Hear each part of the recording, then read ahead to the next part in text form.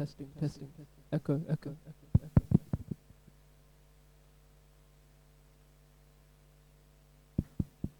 Big wreckage.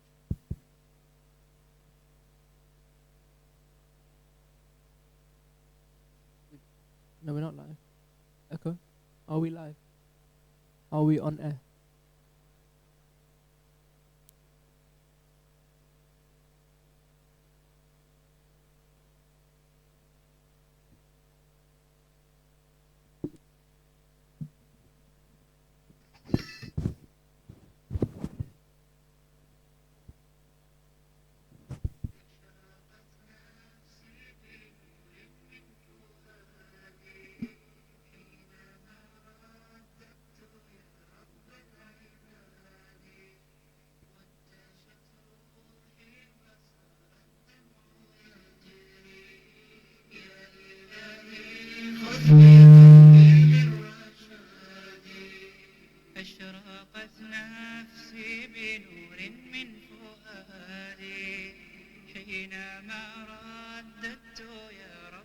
Assalamu alaikum and welcome to Behlool Radio 2017 with our special guest, Sheikh Jaffer Ladak.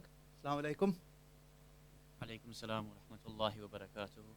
How are you today? And to all the viewers, alhamdulillah, I'm very well. Thank you for inviting me. I remember coming a good, 8 years ago? Yeah, I think the last... in Muharram, and I remember we did a show then. And I think it's good to get back on the air, alhamdulillah. Opportunity to carry on, alhamdulillah, wonderful tradition. So I'm just to start off, introduce ourselves as all the presenters. I'm Brother Muntazir Katal, and I'm going to pass the mic around so everyone can get their names up. Assalamu alaikum everyone, my name's Ali Jawad. Assalamu alaikum, I am Mazahir Kareem, and it's nice to be back on the radio with Brother Jaffer and the old school team once again. Assalamu alaikum, Tawsif Bajani. And yeah, it's a lovely. I can't believe we're back on this again. I didn't think it'd ever happen again, so I'm glad. Definitely, it's nice. And for our beloved guest here today, our brother and Sheikh Jaffer Ladak, just a quick introduction. The topic we have chosen for tonight is Marjaiyat, which is quite an interesting topic for us. We have very limited knowledge, and this is why we decided to choose this topic so we can get the most out of Sheikh Jaffer Ladak and get to learn something we didn't know. Now, just before we start, Sheikh Jaffer Ladak has recently written a book on promoting Marjaiyah, and the title of his book is called Promoting the Ways of the Righteous. And this was published by the World Federation, and it's available as a hard copy book, or as an ebook or an audio book, which is also narrated by Sheikh Jaffer himself. The book is featuring 73 stories about our Marjaiyah, growing up, their childhood, their relationship with Allah, their relationship with the 12th Imam. So we highly recommend you buy the book. You can get it online. You can buy the hard copy. You can search it online and you find it from Google. And how else can we find the book if someone would like to buy that? The book is published by World Federation. So if you just type it into Google, The Ways of the Righteous, World Federation, all the three different modes of the book, the hard copy, the ebook, and the audio book are available to be bought online. Excellent. And, the idea is that we want our community to get to know our Marjaiyat better and to be more acquainted with them than just the names that they know, and to actually hear more about their biographies and understand about their stories that make them so special. Definitely, I think that's a lot we can learn from their lifestyle, especially for people that we're not aware too much about our Marjaiyat. One of the first questions that I had is really, where does the history of Taqlid originate from? How did it start? I mean, is there any Quranic support for having a Marjaiyat Taqlid, or where do we find it in history? أعوذ بالله من الشيطان الرجيم بسم الله الرحمن الرحيم وبه نستعين ثم الصلاة والسلام على أشرف الأنبياء والمرسلين وعلى أهل بيته الطيبين الطاهرين المعصومين.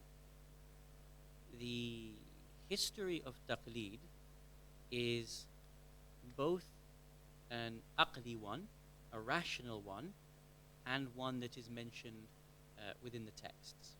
So the concept of Taqlid loosely translated, is the concept of imitation of a particular scholar.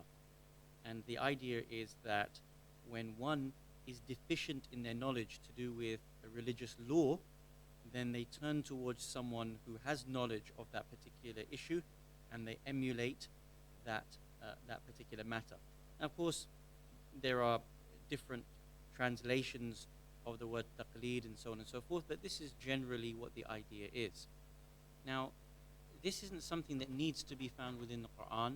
It's not something that needs to be found within the texts of ahadith. Taqlid is a rational concept that says that it is normal for the human being to turn towards an expert in any given field and rely upon their expertise. That's the norm, whether it's law, whether it's medicine, whether it's aviation, whether it's engineering. And in every part of our life, you and I turn towards experts in the field. Now, what you can find within the Quran is the suggestion of turning towards individuals who are experts. Allah subhanahu wa ta'ala says, فَاسْأَلُوا أَهْلَ الذِّكْرِ, ask those people of remembrance. Allah subhanahu wa ta'ala says, أَطِيعُوا اللَّهَ وَأَطِيعُوا الرَّسُولَ وَأُولِي الْأَمْرِ مِنْكُمْ, turn obediently towards those people who are vested with authority from amongst yourselves. And so it's normal for us to do that. Thirdly, we do have certain ahadith that mention that we should do taqlid. For example, the most famous one that says, if you find someone from amongst us who opposes the evil desires within himself and bears certain qualities, أَيُّقَلِّدُوهُ, do taqlid of that person. But actually, arguably, that particular hadith is a weak hadith, even though it's present. But if you look at the from a jurisprudential perspective, it's a very weak hadith. But as we're saying, the concept of taqlid is one that is an aqli one, that as a normal human being we practice. And so when we find ourselves in religion, we know that there's a principle that says whatever is rational will also be in our religion. We cannot do something irrational within our religion. And the fact that it's normal for our community to seek guidance, it would be the same when it comes to guidance, when it comes to the affairs of religion as well. Cool. Thank you. Excellent. Now, I mean, is there anything in the Quran which supports this? Yeah, as we mentioned earlier on, the Quran says, فَاسْأَلُوا أَهْلَ الذِّكْرِ. The Quran says, أَطِيعُوا اللَّهَ وَأَطِيعُوا الرَّسُولَ وَأُولِي الْأَمْرِ مِنكُمْ. Right, I got confused there for a second. So we do have suggestions of the performance of emulation, turning to those people who are experts. That's norm, and the Quran shows it in these lights as well. So, by experts, what's the difference between a mujtahid and a murja then? That's a very good question. In the Hawzawi system, you generally have 3 stages of learning. You have what is known as the muqaddimat, the introductories. You have the sutuhat, which I will translate as the intermediaries. And then you have what is known as bahth al-kharij, as where you start to learn ijtihad and become comprehensive in your learning. So when a person completes a chapter in bahth al-kharij, they would more or less be considered a mujtahid in that field, meaning that they have acquired enough knowledge of the ways in which to derive law that they would be considered a mujtahid, someone who can do ijtihad, someone who can struggle in order to derive a particular ruling in that particular field.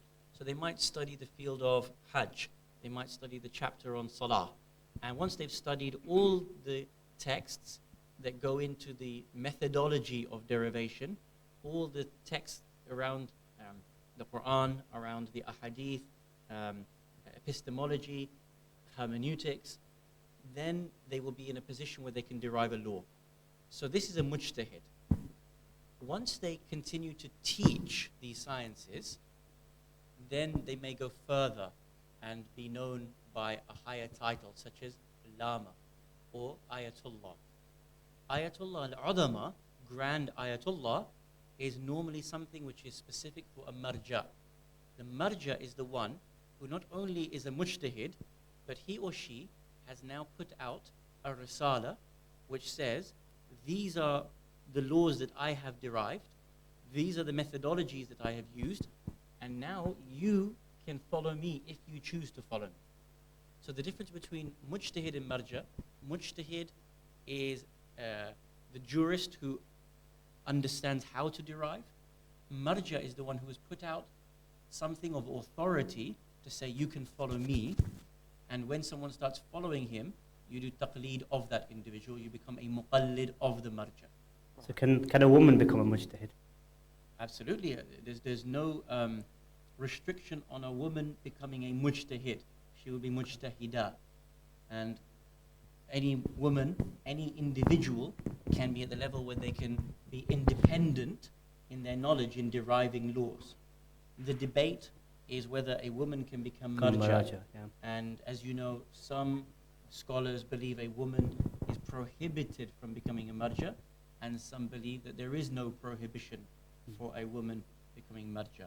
And some argue that the prohibition has been relative to time and space, that in the context of a very misogynistic society that never had women as being educated, never gave women a position of leadership and authority, then of course a man could not do taqleed of a woman.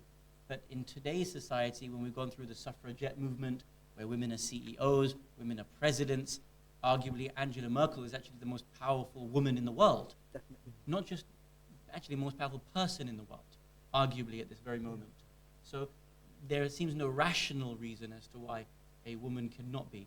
It would be whether the texts suggest there is some sort of prohibition. And as you know, that there is difference of opinion, even amongst the marajit, as there is, if there is any prohibition or reasoning as to why a woman cannot become marja. Definitely, and we was just as you touched on the fact that there's a difference between the marajih. So how do we know ourselves personally who should we follow, and I mean, what do we need to do as individuals to be able to decide who should we follow? Once we arrive at the rational conclusion that following a marja is obligatory upon us, we are then left with the dilemma of whom to follow and how to follow them. Now, every science continues to evolve, and every science continues to research its own foundations and the way it needs to apply itself in any given circumstance. So the convention today is to identify what is known as the a'lam. And the a'lam is the one who is most knowledgeable. And the idea is that that individual is the most knowledgeable in all the Islamic sciences and has demonstrated that they are the most knowledgeable in the Islamic sciences, and you have identified them as being the most knowledgeable in those Islamic sciences. So today we have, let us say, at least 25 marajih. May Allah grant them all long lives. And so if you get to the point of being baligh, and we accept the rationality that I must become a muqallid of someone, then I must identify who I think is the most knowledgeable marja out of the marajih. Right. And by doing that, there are 3 different ways that are normally given as to how to identify the a'lam. So the marajih normally mention, for example, if one can identify themselves, who is a'lam. So you will say, for example, I have researched, and in my view, Ayatollah Sistani is a'lam. In the absence of you being able to identify the a'lam yourself, then you can rely on 2 people who know to tell you who are the individuals or the individual that is a'lam. And in the absence of 2 trustworthy, knowledgeable people, then you can rely on even 1 person that tells you who is the a'lam. Now, that's very well known. I imagine most of our audience are very comfortable with that. There are differences of opinion amongst the marajih as to the issue of a'lamiyya. Not scholars, not Hawza students, marajih. The people you can do taqleed of, they themselves disagree in these ideas. So not only do we have the conventional a'lamiyya, we also have wilayat al-faqih, which has its own concept, its own foundations, and as we know, Ayatollah Khamenei is the wali al-faqih in Iran. And for the world, for those people who do his taqleed. Then we have 2 other marajih, I will just briefly mention, that have different ideas on how to identify your marja.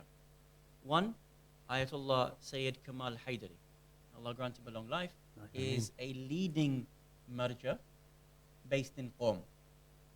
Sayyid Kamal was one of the best students of Shaheed Muhammad Baqir al-Sadr, and has a great track record of teaching, and is declared Marjaiyya a few years back. And he has a view that says it's not about a'lamiyya. Yes, we do need to find the a'lam, but how do we find it is very important. And he argues for something which is known as Marjaiyya al-Shamuliyya, where he says the a'lam is not just, I identify the a'lam the conventional way by saying, I think this person is most knowledgeable. He says, no. The a'lam has to prove and demonstrate that he is a'lam in all fields. Marjaiyya al-Shamuliyya is loosely translated as to comprehensive marjaiyya. So he argues that let's take every science, theology, philosophy, tafsir, ilm al-hadith, ilm al-rijal, every different type of Islamic science, you need to prove that you are a senior figure and that you have something to offer and that you've got your ijtihad in these fields. So Sayyid Kamal promotes and has this idea, and he has books and lectures in every single field available for you to read. Not just every field, but every subsection of these fields. Theology, philosophy, as well as all the different sciences. So his idea is that if you don't prove that you have evidenced your knowledge in these fields, then maybe you should not be declaring marja'i. And he bases this on a historic evidence, because our previous ulama, previous marajit, if you look at the way in which they were described in books of history, they were described as being identified scholars in every single field. He was a scholar in hadith, he was a scholar in fiqh, he was a scholar in language, he was a scholar in aqaid, and. So he says, look, the history of Shi'i jurisprudence has been, you prove yourself. You don't just declare marjaiyya. You have to have 150 books, 200 books in all these different fields. Then you can prove yourself as being a'lam. The last one that I will mention is a very interesting one, and I would recommend that the youth don't care for the person. I'm talking about the concept of marjaiyya and a'lamiyya. And the fourth way in which you can identify, so the first one was the conventional a'lamiyya, the second was wilayat al-faqih, the third was Sayyid Kamal Haidari's view of Marjaiyya Shmuliyya, and the fourth one... Sorry to stop you, Sheikh. We've got a problem with your microphone. I'm getting a lot of messages that they can't hear you. We're going to try and switch the mic. Sure. And if everyone can just give some feedback, if the sound is better. I think this mic... Did everybody hear what we were saying about the three ways to identify the If marja? you can just repeat those three identification mind. methods, that would be perfect. Sure. please. So I'll very briefly go on it. The first way we identify the marja is the conventional view of a'lamiyya. And the second one is wilayat al-faqih. And the third one is by Sayyid Kamal al-Haidari, where he believes you have to prove you are a'lam in every single field. And when you prove you are a'lam in every single field, you do so by providing books, by providing extensive lectures, researches in every field. If you have not proven in every field that you have something to offer in terms of ijtihad, then you cannot identify yourself as marja. The fourth way is the way I would like some of us to start thinking about in this context of identifying.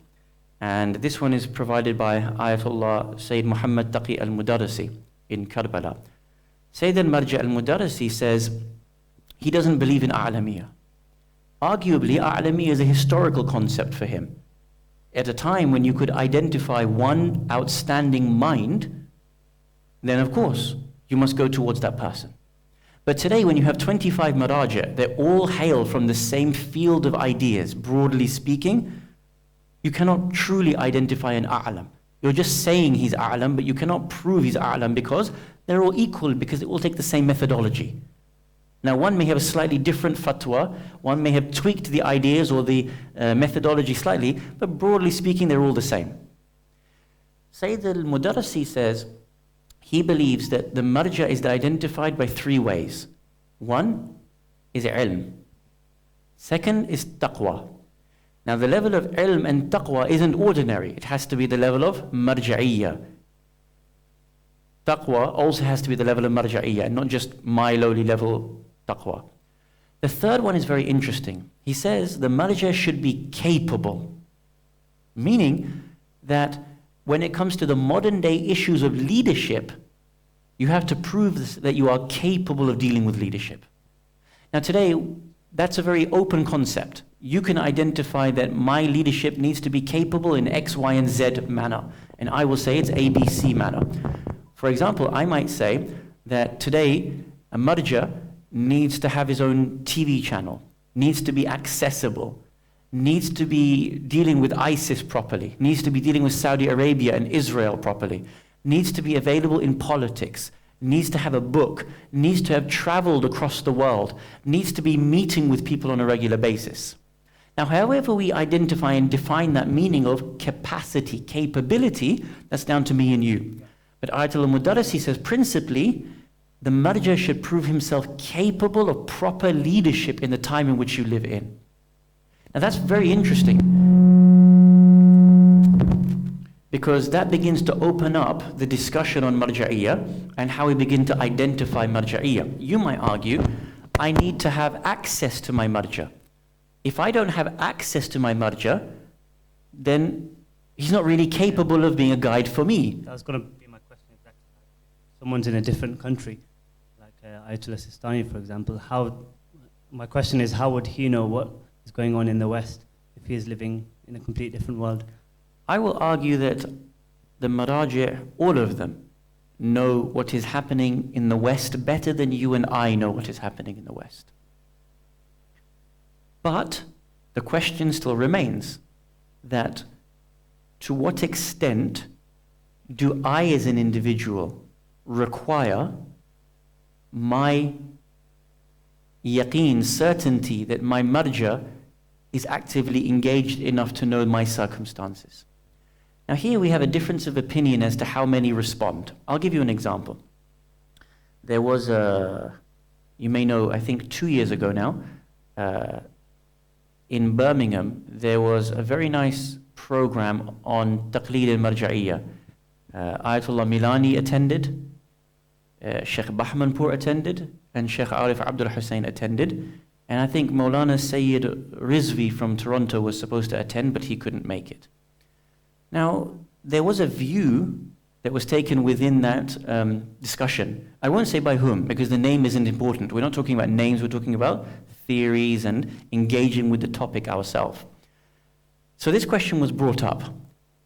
Why isn't there a marja in the West? Now, there are maraja in the West, but the question is, why don't I have a marja in the West? Why isn't there a leading grand marja come to live in the West?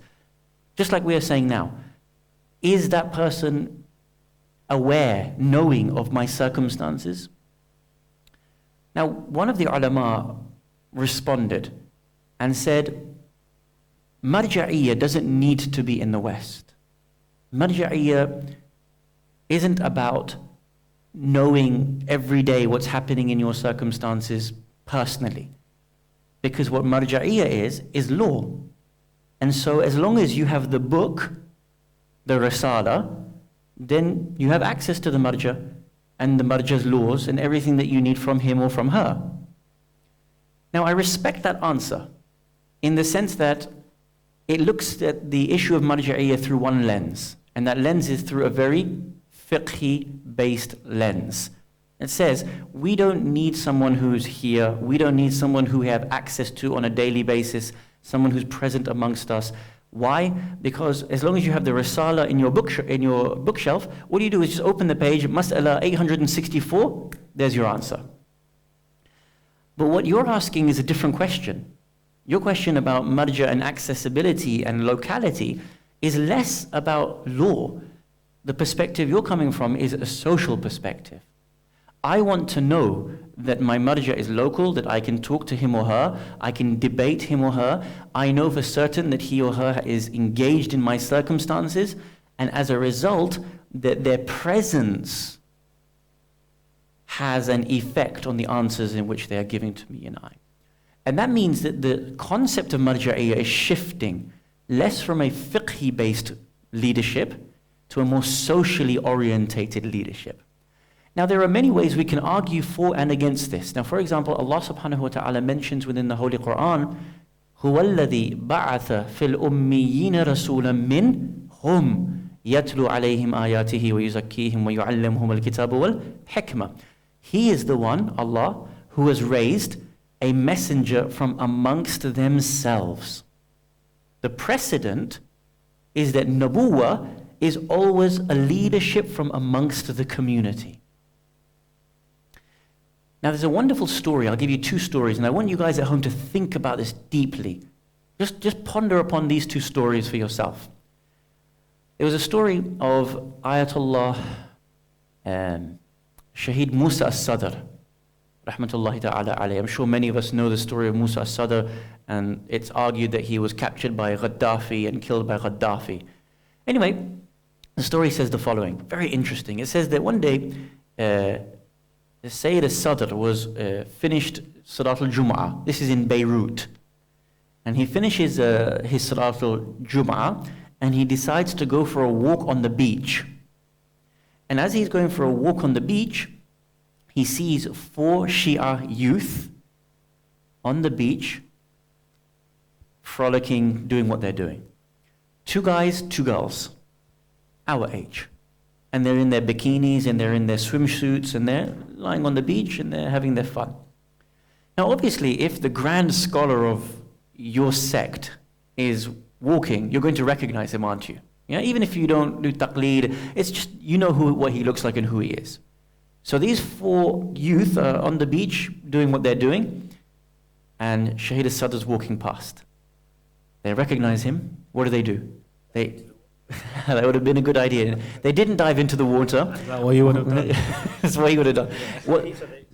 Those did say that he would have dived into the water if it was him. So what they did was they covered themselves with their blanket, with their towels, so that they couldn't, they weren't seen in what they were doing. But they began to apologize. They went to Sayyid Sadr and said, I'm so sorry, we missed your Jummah khutbah, it won't happen again, next week we're definitely going to be there, we're so sorry. Listen to this response. Shaheed Sadr said, don't apologize to me, I should be apologizing to you. The fact that you 4 youths are here frolicking on the beachfront, it's not your fault, it's my fault. It means that I wasn't a good shepherd for my flock. Now that suggests to us that leadership is very much about being present. But we have to respect that at the moment, it may be that because we are 2nd and 3rd generation immigrants, we haven't yet produced ulama of that level that are ready to take on marjaiyat from amongst our own community. So, whilst we do say that there is no harm in having a marja from the West or living in the West, we also have to recognize that the leading scholars, and I mean genuine leadership, they are present currently in the cities of Najaf, Qom, Karbala, and so on and so forth. Now, the second story I'll tell you is, there was a group of youth that came from Orlando, and I had the honor of taking them on ziyarah. This was about maybe 4 years ago, something like that, 5 years ago. And we went to visit Ayatollah Mudarrisi, Grand Marja in Karbala, and one of the youth asked him this question. He said, you see, basically he gave a short majlis, like a 15-minute majlis on Karbala and doing ziyarah, wonderful majlis. And at the end of it, one of the youth, our age, stood up and said, Ayatollah Mudarrisi, your majlis was awesome. I wish someone like you was in the West. I am inviting you to come to the West and live in the West with us. What do you think the marja said? No. Simple no? Simple no. He responded with a much more intelligent answer than just no. He said, let me ask you a question. He said, you guys are from the United States. Yes. He said, do you guys take Iraqi doctors? Do you guys invite Iraqi teachers to come and teach in the United States of America? He said, no. He said, what do? He said, we train our own to become teachers and doctors and lawyers and accountants. Ayatollah Madarisi said, exactly. So what you guys need to do is not invite us, produce your own. Would you say that we've got the resources in the UK, for example, to produce our own Ayatollahs to say one day in the future? Or would we have to go to Iran and Iraq, which may be out of the comfort zone of some of the people in the country? That's a really good question. There is no reason why the United Kingdom can't have or doesn't have the infrastructure to be able to produce maraji of their own. However, what we normally require is those people who have taught Bahth al-Kharij, they would teach students for a number of years, and then those students would go on to teach Bahth al-Kharij for a number of years, teach ijtihad for a number of years, and then they would begin to produce the highest level works. Arguably, we do have students that are beginning to produce the highest level works. But I would suggest that the very best thing we could do is invite those grand teachers from Najaf and Qom and Karbala to the West in order to engage in that level of studentship and dialogue. Why? If we're trying to create Marjaiyat, what the West needs to do is prove, listen to the words, prove its independence. And the only way it can do that is by engaging in that level. Now, if we only have students only going over to the West, then it means, it's right, if we only have students from the West only going up to Najaf and Qom, then that means that they're still reliant on the stamp of approval from Najaf and Qom. As opposed to saying, let us invite Najaf and Qom to come here and engage with us. So that when they see the dialogue, they're seeing it firsthand. They're walking into Leicester, they're walking into Milton Keynes, they're walking into Stanmore, and they're engaging with the type of environment and discussion here. So they're not looking at it from 3,000 miles away through a telescope or through second-hand learning. They're learning it firsthand by their own experience. Once our students have that engagement with the highest level of teachers here, I think at that point that would be sufficient for us to be able to prove a degree of independence. Now, one last thing I want to say, because people won't understand what Bahth Kharij is. Bahth Kharij is every single mas'ala and taking every single verse and every single hadith, and debating every hadith on that one topic. So, looking at the language of that hadith, looking at the indication of that hadith, looking at the rijal, who's in the chain of narration of that hadith, yes? And debating every hadith against all the different scholars. So let's take any mas'ala. I'm just giving one example. Where is the line of Muzdalifah in Hajj? So now you have every single verse, every single hadith, and every issue pertaining to that, and then you have the opinion of every marja, and then you debate against every marja. That's one mas'ala. How long do you think that must take? It may take days, weeks to go through that one particular mas'ala. Now, you know, when you open up the Risala, there are 10,000 masail. That's why ijtihad takes so long to achieve, that you have to learn it, graduate through it, and then you start teaching it, and then eventually you are in a position to start writing laws. So, do we have people ready to be able to do that here? It's a very long process. But I would say that we should get there, inshallah, and I think that we do have some institutions that are working towards that. That's excellent. I think we've all had quite a lot of information, and I think Tosif and Muntazir are going to do a little duet for us, Wonderful. Just to break up the evening a little bit. We do have some questions which we will get to, so keep them coming in. And there are some very good questions, actually. So keep them coming in. You can type it on the YouTube page, or you can also send it on WhatsApp, by text message. And also, we do encourage you to call if you want to speak to Sheikh directly and ask your questions. And let's get involved. It has been 8 years, and we're all back again. It's nice to see that everyone's enjoying the show so far. So, yeah, we are going to stop for a little 5 minutes for a little duet. I'm looking forward to listening to, because Muntazir hasn't recited in English for me for a long, long time. So whenever you're ready. Inshallah.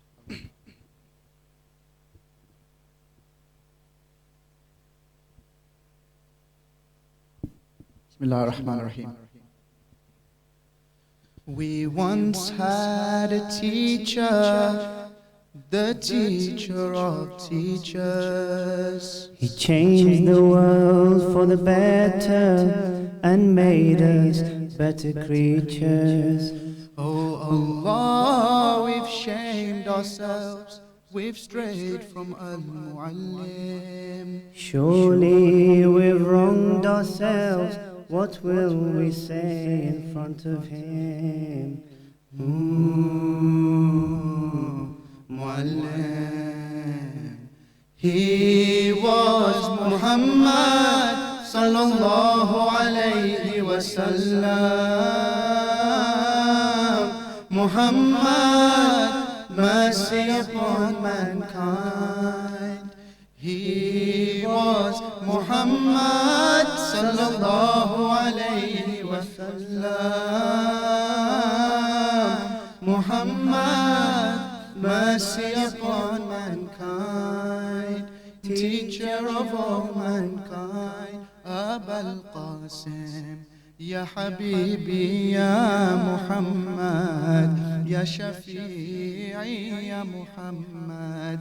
خير خلق الله محمد يا مصطفى يا إمام المرسلين يا مصطفى يا شفيع العالمين يا مصطفى يا إمام المرسلين يا مصطفى يا شفيع العالمين. He prayed while others slept, while others ate, he fasted. While they would laugh, he wept until he breathed his last. His only wish was for us to be among the ones who prosper. Ya Muallim, peace be upon you, truly you are our teacher. Muallim.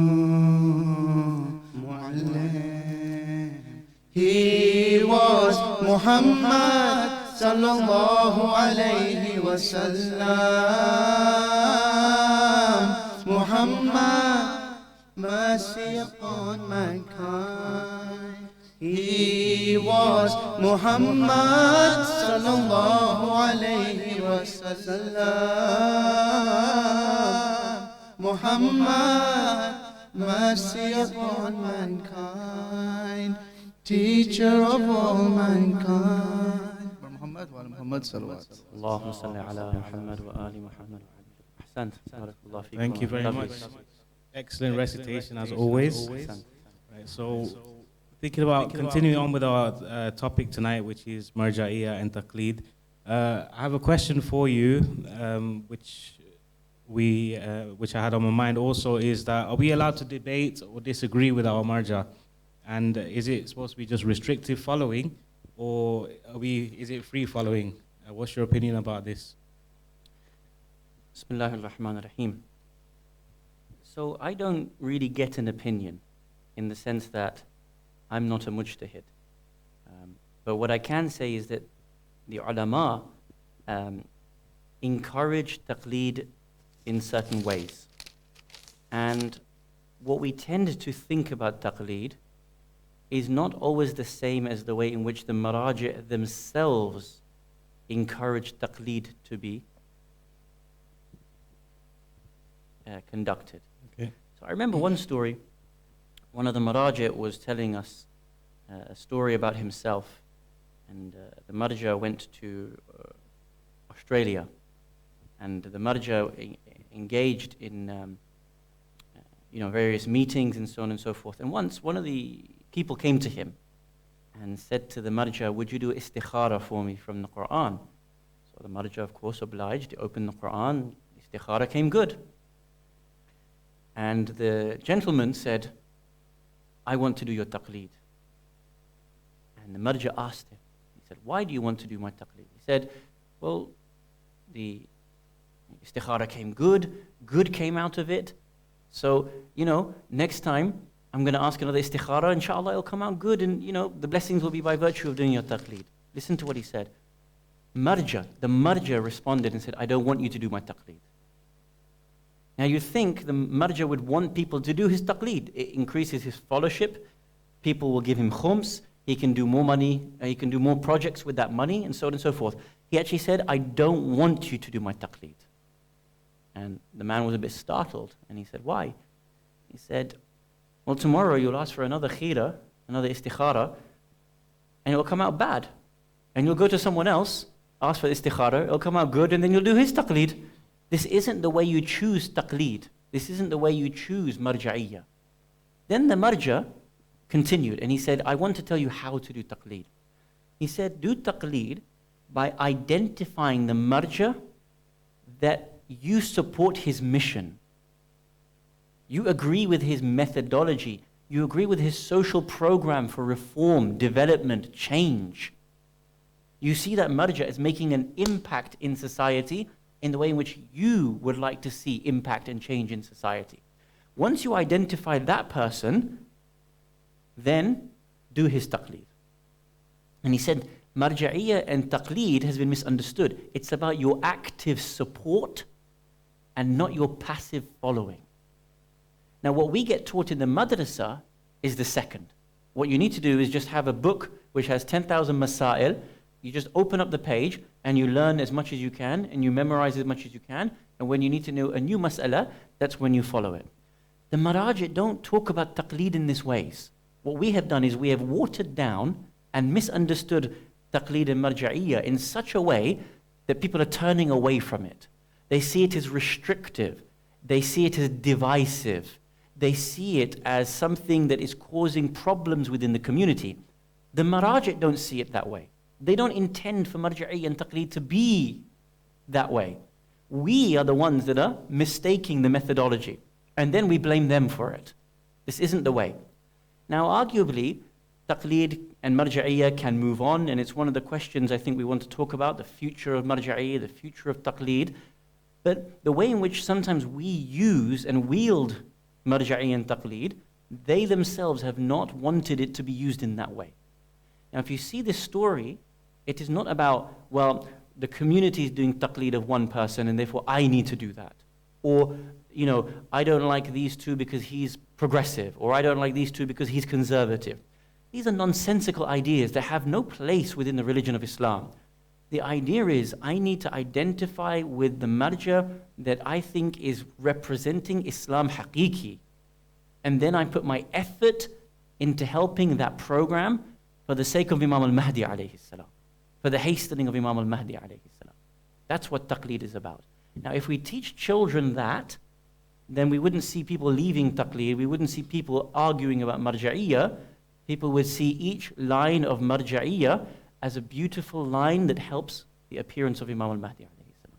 And that's where we want to get to, inshallah. Inshallah, definitely. Just speaking from our personal experiences when we were talking about this, as we were growing up, coming up to the age of 15, we're attending madrasa and we're told that, okay, it's time for you to now start following a marja, and here you go, these are your, for example, you're given like a 2-point option, like you can either go this way or that way, and they're your choices. We're not explained in the way that we should, I mean, the research we should do before we choose who to follow. That kind of goes back to what you were saying before about who's the most adil one and what. Who's most learned. If you can't figure it out yourself, then you're taking the opinion of 2 elder people, but I mean, their opinion is kind of skewed towards only certain names, so you don't really get to hear about the other 25. There is wisdom in that, to some extent. For example, it is good that the community is united. Another wisdom is that it keeps our leadership centralized. Another wisdom is that it keeps the finances centralized. And these are all great reasons, but they're not central to taqleed. The centrality of taqleed is you as an individual identify the marja because you think this person's program reflects Islam haqiqi, and so you want to support that particular program. Now, those people who follow, for example, Sayyid Khamenei, those people who follow Sayyid Shirazi, if you're doing it because, you know, I don't like another marja, then it's wrong. It's the other way around. I should be identifying with the individuals that I think are representative of Islam, and then I'm trying to support that intellectual and spiritual movement. What we get told, as was just mentioned earlier, you're 15, you're baligh, you're 9, you're baligha, here is the risala, you must do this. And I think as a community, that way is dying out. The youth will no longer accept that. At the age of 9, they are forced to accept it because they don't know anything better than that. But once they go to school and university, and they start to think and be engaged with other discussions and other people and online debates and immediately that will, and if that's how they introduce to taqlid, a lot of people reject taqlid because of the false way they introduce to it. And that's why a discussion like this is so imperative, that our youth understand that the way in which you're introduced culturally to taqlid isn't the way in which the Marjaiyat want you to be introduced to taqlid. And you can't conflict the two. You can't conflate the two, sorry. You can't conflate the way in which the madrasa or the particular alim or the teacher wants you to do something with the way in which the marja wants you to do something. Because if you're doing taqlid, then you may as well do taqlid the way the marja wants you to do the taqlid, not the way the madrasa teacher or the maulana on the pulpit tells you to do that. If you're going to do taqlid, do it the way the marja wants you to do it.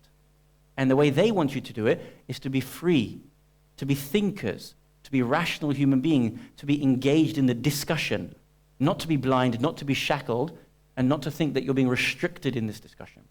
As far as to play devil's advocate, some people would argue that taqlid can sometimes divide people, not only in communities, but within families as well. So I personally know a couple who both follow two different marajas.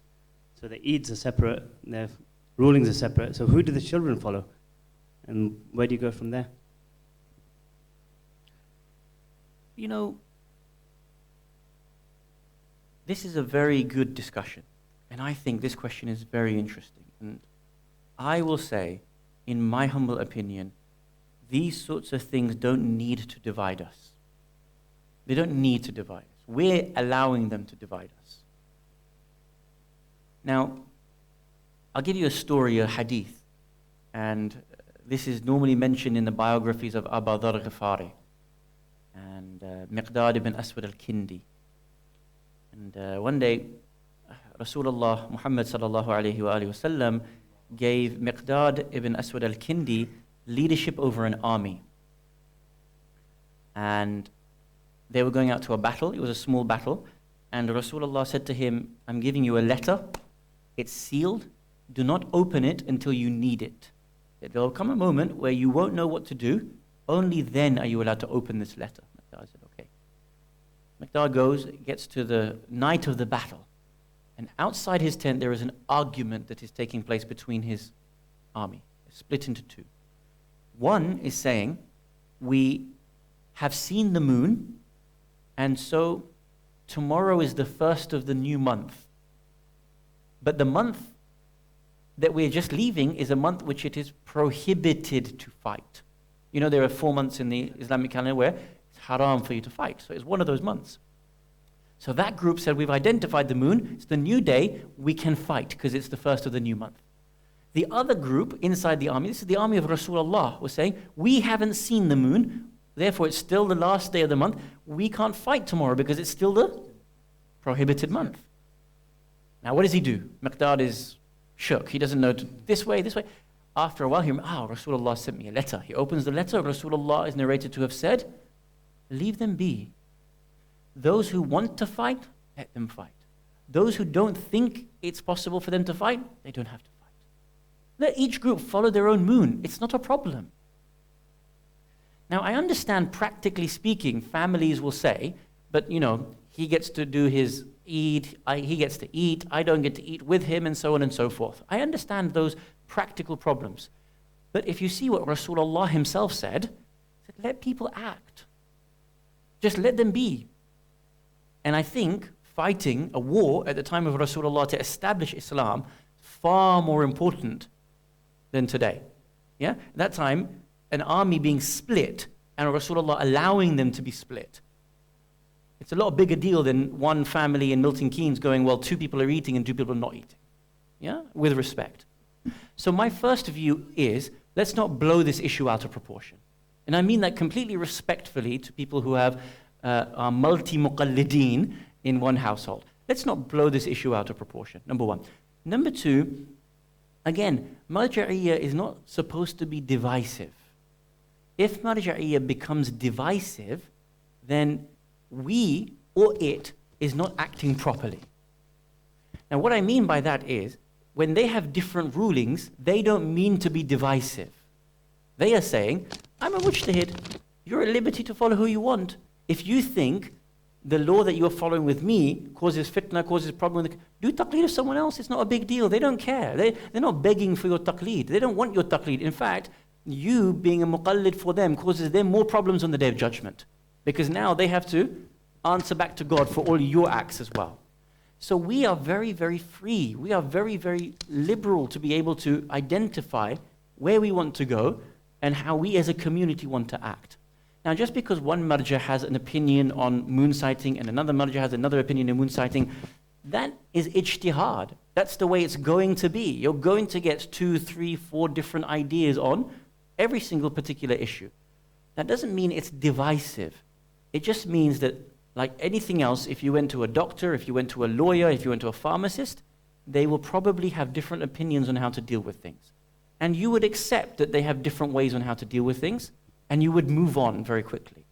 What we tend to do is say that they create a division amongst us. They don't intend to make division. It's the way in which we interpret these issues that causes division. Second response. Third response, I think the community should relay these discussions back to the wukala and back to the marajit directly, and say that we as muqallideen do have these concerns, and hear from them directly as to how to respond to this. Now, I think the moon sighting issue is a played out issue that I think that we can mature from. We don't need to keep bringing this up. All we do every year when it comes to Sha'ban and Shawwal, we bring up the issue of moon sighting. For the other 10 months of the year, it's not a big issue for us in the practical sense. I think Marjaiyat is much bigger than this issue. I think Marjaiyat is about getting the best out of its community. Marjaiyat is about bringing faiths together. I think Marjaiyat is about leading people out of poverty and harm. Marjaiyat is dealing with the issues of racism, nationalism. Marjaiyat is dealing with offering real life solutions to the challenges that we've got. Now, when you and I reduce Marjaiyat to moon sighting issues, I think we are doing a disservice to Marjaiyat. Yeah? We would not reduce imamat to moon sighting issues. Now that's what they tried to do. Listen to that story of Rasulullah. They split into 2 camps and they tried to reduce the issue of the moon sighting to 2 moons. Rasulullah said, there's more important things. Your unity. There's more important things. Your focus on the battle. There's more important things. You being there for Islam. Yeah? So similarly, what we're finding is that we are reducing Marjaiyat to very petty issues. He wants to do Zanjir, he prohibits Zanjir. This person is encouraging this person. These are very petty issues. Now, I'll give you an example of what I mean by reducing Marjaiyat to these petty issues. And I'm going to ask for your indulgence, and I seek forgiveness if anyone gets offended by these points. I had the pleasure of meeting Ayatollah Bashir Najafi in the Arba'in just gone. Ayatollah Bashir Najafi, as you know, is the Marja in Najaf, and he mainly has a Pakistani following. I had the honor of translating the questions and the answers from Sheikh Bashir. Listen to these questions. Sheikh Bashir, what's your opinion on Zanjir? Sheikh Bashir, these are real questions. Can a Sayyid marry a non-Sayyid? Sheikh Bashir, is a non-Sayyid allowed to wear the color green? Now, if Sheikh Bashir is hearing these questions every week from every group that comes to him, what does he think is the level of thinking, the intellectual thinking, the mentality of his muqallideen? Narrow mindset, very cultural issues. No one came to him and said, Sheikhna, how do we get people out of poverty? Sheikhna, what is your economic stance? Sheikhna, do you agree with capitalism or communism, socialism? Sheikhna, how do we deal with global warming? Sheikhna, how do we deal with nuclear weapons? What was the thinking of the community? Am I allowed to wear green or not? With respect, of course, these questions are important at one level, but they're also nonsensical questions. Now, when the marja, may Allah bless him, and all maraja, when they indulge these sorts of things, all they do is confound the problem. Instead, it should be, by now you've heard the answers, you know the answers, let's move forward in our thinking. Similarly, when the Khoja community comes towards Ayatollah Sistani, and every week they come and ask him this same question about, can we eat from the hand of a Hindu? Can we, how do we identify the moon? We're being divided because there's two different moons. At some point, surely Sayyid Sistani says, I'm the wakil of Imam al-Mahdi alayhi salam. Are you really wasting my time with these questions, week in, week out, year in, year out? For how long will you Khojas ask me these questions? Yeah? I know, I think it. Imagine what Sayyid Sistani is thinking. Now, if the community keeps asking him these questions, all they do is reduce marja'iyya to these sorts of things. What we need to be asking the marja is real questions. Sayyid Sistani, half the world doesn't have clean water. How do I help people have clean water in the world? Sayyid Sistani, 3/4 of the world is poor. 4 billion people on the world survive for $2 a day. How do I help people come out of poverty? Sayyid Sistani, we have right-wing, left-wing politics. Am I leaning towards conservatism today, or am I leaning towards Labour today? Am I a liberal Democrat? Am I a Green? When I vote, what are the principles that Islam requires me to vote by? Can you see that? Look at the difference in thinking. Yeah? What we do is we waste the marja's time with questions that are already answered in the Risala, that Maulana can go and ask.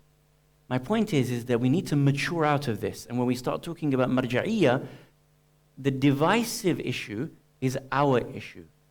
They don't intend for rulings to be divisive. We interpret their rulings to be divisive. If we can get past that and we can see that marja'iyya is about helping a human being, then we wouldn't see these issues in these ways. Yeah? And I think we need to frame the question slightly differently in regards to divisiveness. So just a question that popped up in my mind, while you were giving your very detailed answer, which I thank you for, is it possible to follow different marajih for different rulings then? So, is that known as rujua, as you just said, yeah? So let's go back to a very important starting point. Taqlid historically has evolved from what it was to what it is today. Correct? At some point, we didn't have the concept of a'lamiyya. And at some point, we didn't have the concept of taqlid. Those had been introduced at some point. Now, the history, very briefly, was that there was an intellectual battle between the akhbariyun and the usuliyun in Karbala 400 years ago. And in order to defeat the akhbariyun, the usuliyun did two major things. The first thing was that they created an Aristotelian epistemology and said that the akhbariyun cannot reach certainty in their thinking. This system reaches certainty, therefore your thinking is wrong, therefore our thinking is right, therefore you must become usuliyin. And the second thing they did was institute taqlid and say that you must have a marja or whatever, you must follow one alim. Now, in that period of time, do you know that they didn't allow, or marja'iyya was non-political, was apolitical? You weren't allowed to be involved with the state. Now, the reason for that was very simple, because the state would manipulate marja'iyya and try to say, look, these are the rulings, we're using this imam's ruling, this marja's rulings, and then they would allow evil in the name of the marja. So in order not to allow Shi'ism to be reduced to being manipulated by the state, marja'iyya was completely apolitical, wasn't engaged in politics whatsoever. And eventually, especially in the late 1800s and early 1900s, marja'iyya developed. Yeah? We started to get a politicized marja'iyya. There was the famous Tobacco Shirazi Then there was the movements against Saddam, and eventually we had Wilayat al-Faqih in Iran, Baqir al-Sadr. All of these, can you see that there is an evolution in Marjaiyah? Yes? Now when we started our discussion an hour ago, what we said was there's 4 different ways to identify taqleed. You have the traditional way of A'lamiyya. Then you have the way of Wilayat al-Faqih. Then you have Marjaiyah Shamuliyya, as recommended by Sayyid Kamal. Then we have the issue of capacity, which is recommended by Sayyid al-Mudarrisi. And there are many other different ways which we don't have time to going into. So my point is that when you ask about these questions, Marjaiyah is developing at all times. It is not what it was yesterday, and it will continue to evolve. So there's no one way to answer your question. If you repeat the question, and then we'll... Sorry, the question was just if you could follow different marja for different... Right. So in case someone had forgotten the question. So now, what we're seeing is that Marjaiyah is being defined in a particular way that says there is one a'lam. Which means if you can identify one a'lam, then there is no point in going to a second person. If he's the most knowledgeable... But with the current climate of 25 to choose from, and all of them, you know, how do you break it down when they're all pretty much of the same level of intelligence? Right, so we're saying, if you think that there is an a'lam, then there's no reason to go to a second person. Correct? Okay. Now, if the marja himself says that there is, I don't have a fatwa in this issue, you can do the taqleed of another marja in this particular mas'ala, then in that system that the marja has created, he or she allows you to defer to another marja in that particular issue. But my point is that all of these questions are very subjective because you're asking about a man-made system. The system that was present in the 1600s developed in the 1800s, developed in the 1900s, developed in the year 2000, developed in the year 2017, and it won't be the same system of taqleed and marja'iyya in the year 2050. Can you see that? Yeah. So here, at the moment, there is a system that says there is a'lamiyya. The majority say, if you can find one a'lam, then there's no need for you to do taqleed of another person. That's logical. If the marja has not given a fatwa in an issue, he or she allows you to defer to another person.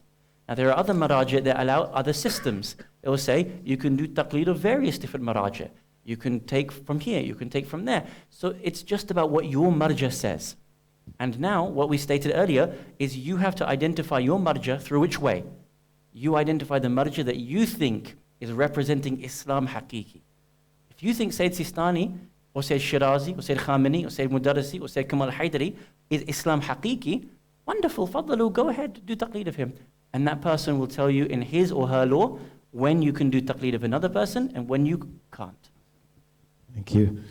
Also, I mean, we're talking about evolution of Marjaiyat. So moving forward for the future of Marjaiyat, I mean, what's your vision and how do you see that going forward? What's my vision? What's your opinion or idea about that? Bismillahir Rahmanir Rahim. Taqleed and Marjaiyya will continue to develop. And that will be reflective of the research that goes in and the circumstances of time. The same way in the early 1900s, there was a need for the marja to step in politically, and as a result, it opened the door to a politicized marja'iyya, which eventually prospered into Wilayat al-Faqih in Iran and Shahid Baqir al-Sadr in Najaf. It is obvious to say that in the next 10 years, 20 years, marja'iyya will continue to reflect the circumstances, or must reflect the circumstances. Now, as we begin to get a more decentralized world, at the moment, the Shi'i world is very centralized in Najaf and in Qom. Yeah. But it might be tomorrow that we get a more decentralized Shi'i leadership. That will mean, by its own nature, that new ideas, new researches, new world views will determine the way in which taqleed and marja'iyya continues to develop. Okay. Now there is a marja in the West. Ayatollah Sayyid Husayn Nassab is a marja who lives in Toronto. And he is a fully fledged, identified marja. He studied in Iraq for many, many years. reached that level, has a risala, has dozens of books that are available. You can go and meet him, you can go and discuss with him. But that will be the start. Now, as more tullab go and return, it is natural to see that new ideas of how we understand the notions of taqlid and marja'iyya will continue to develop. What you might find in the future is that marja'iyya, such as Ayatollah Mudarrisi's opinion, Al-Mudarrisi's opinion was what? Capacity. Now, it might be tomorrow that one says a condition for marja'iyya is accessibility. As Brother Tawsif asked earlier, is accessibility, is the presence of marja a condition for marja'iyya? Now tomorrow a marja may say that. A marja may have his risala and say, this risala is only for people who live in the West. Or this risala is only for people who live in the United Kingdom. Why? Because I can't identify with the French community. I don't have knowledge of the challenges of the French community, but I live in Britain. Or I can do it for the West, or I can do it for Europe, or. Yes? You might have another marja that says that law becomes very relative, that there is a ruling relative to when you live in Iraq, and a ruling relative to when you live in the West. And so here I provide you with relativity within my risala. And if you are moving or living in this land, here is the law. And if you are living in this land, here is the law.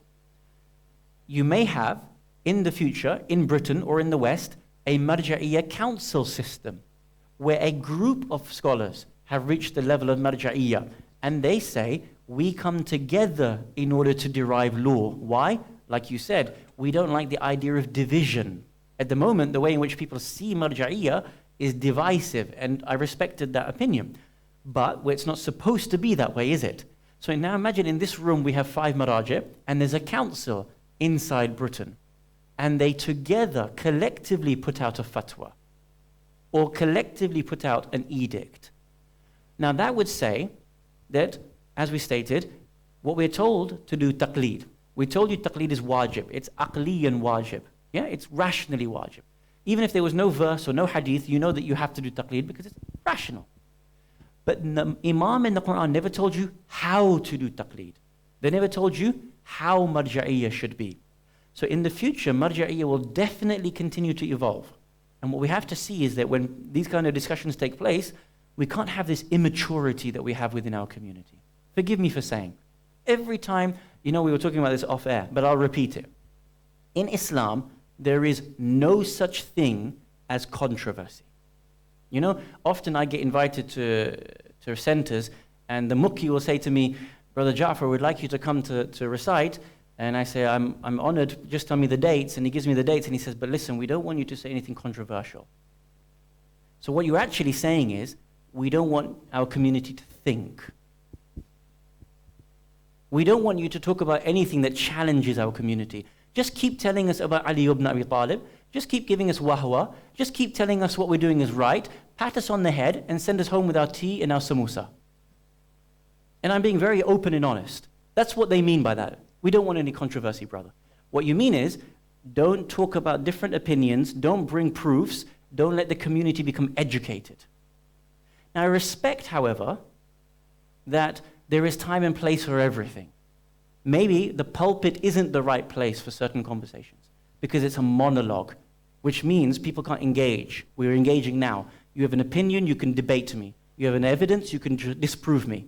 From the pulpit, you can't do that. It tends to be monologue. Is that because the audience is very diverse? You've got the second reason is because sometimes you have ages that may not be ready for that discussion. Yeah. So I respect, but principally to say we don't want controversy. What you're saying is we don't want you to talk about what's happening in the world. We don't want you to address the issues that are facing us as a community. Just tell us and reinforce our systemic beliefs. Now, nowhere else in the world would accept that kind of idea, but we have that in our communities. So what we have here is, when we have these sorts of ideals within our society, within our community, what we're saying is don't let us think. And then when a speaker comes and presents what's the new discussion, what's happening in Hausa, what's happening in the books, what the Marajit themselves are debating, then certain people in the community aren't ready to hear it because their expectation of a majlis is We need to reinforce what we already believe. But that's not happening elsewhere. So now, with this issue of the future of Marjaiyat and Taqlid, Yes. we need to have that open dialogue. We need to be mature. We need to respect that people look at the world differently. People have new researches. And that's why this kind of discussion is phenomenal, what you guys have put on, because it allows us to have that dialogue. It allows people to converse with us. So here, maybe the pulpit isn't the right way, but this kind of discussion is. Or when we sit and we bring the books and we show, this is what the marja says, this is the new research, this is the text, and people can see that there's discussion happening and they engage with that dialogue. So it will happen, Marjaiyah will move on, Taqlid will move on, it's just a matter of when. Now, when will that happen? Right now we have two grand maraja that by and large have a good 80 to 90% of all the muqallideen in the world. One, Ayatollah al-Adama, Sayyid Ali Sistani, may Allah grant him the longest of life, and Ayatollah al-Adama, Sayyid Ali Khamenei, may Allah grant him the longest of lives. So now, at the moment we have two giants. God forbid tomorrow they pass away, but they will pass away at some point, won't they? Yes, we will wake up to the text message, Inna lillahi wa inna ilayhi raji'un, and at that point, the majority of the community will have to think.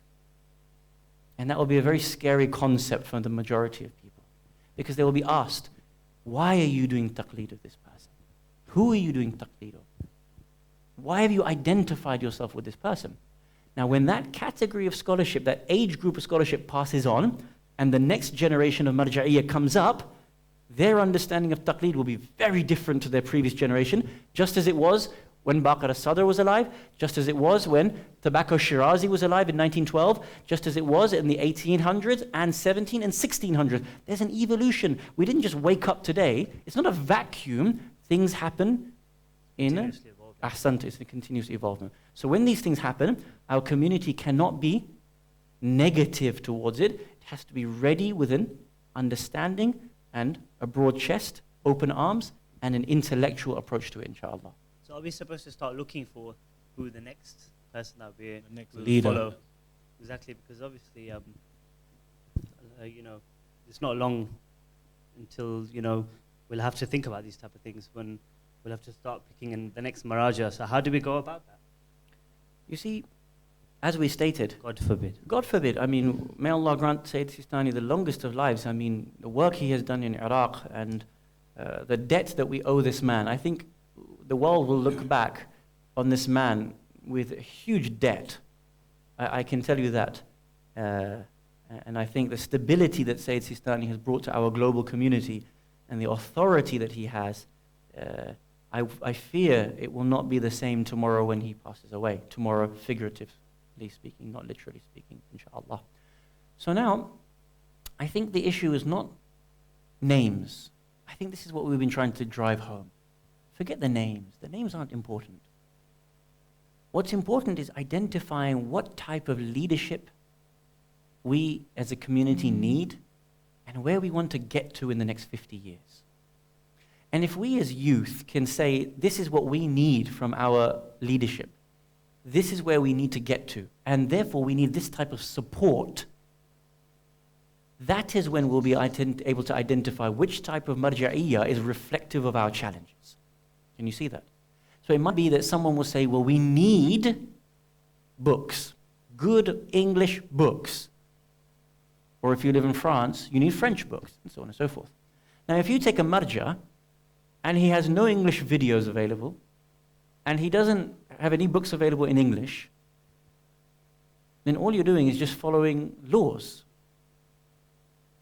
And if you need a leadership that is present and practical and participating in your struggles, then you will look at marja'iyah in a different way.